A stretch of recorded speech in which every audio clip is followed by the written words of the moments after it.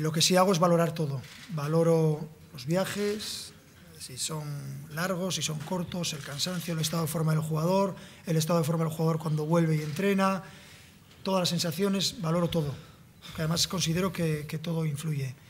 Pero está acercándose claramente a lo que puede ser un jugador profesional y, bueno, saber asimilar esto también forma parte de la personalidad de los jugadores. A Munir lo veo como siempre, la misma atención de siempre, la misma actitud.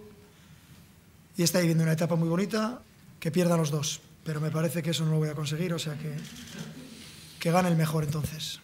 Aunque él era el segundo entrenador o un entrenador ayudante, he tenido siempre una muy buena relación, personal maravillosa. Luego José Mourinho se ha convertido en uno de los mejores entrenadores del mundo, sin ninguna duda, y hacía muchos años que no lo veía. Para mí fue una gran alegría verlo.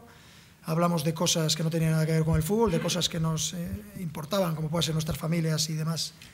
Situaciones normales que suceden con dos personas que hace muchos años que no se ven, y nada más. Lo que pueda suceder en un futuro, si nos encontramos, pues ya lo veremos, y cada uno defenderá sus intereses con pasión, con sus armas, y no tengo ninguna duda de que él hará su mejor versión y yo daré la mía. O sea, pues me debí dormir en la reunión, porque yo no vi ninguna... Y estuve bastante atento, como era la primera vez, digo, no vaya a ser que diga algo y me lo pierda, ¿no? Lo siento, pero no hubo.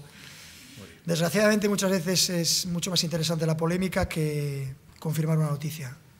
Lo siento, yo estuve allí y si os puedo garantizar que no me dormí, yo no vi discutir a nadie ni vi ningún problema. Sí que hubo discrepancias de todos en algunos aspectos, pero esta particularmente que me comentas no existió. Exactamente, me preocupa todo del Athletic, no solo su presión alta, no solo su estrategia, el porcentaje de goles que han conseguido hacer. Tienen un muy buen lanzador, tienen buenos jugadores como Aduriz, San José, Laporte, que pueden hacerte daño. Y bueno, me gusta el Athletic.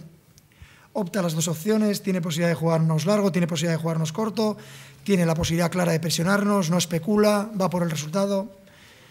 He dicho alguna vez que me encanta el Athletic.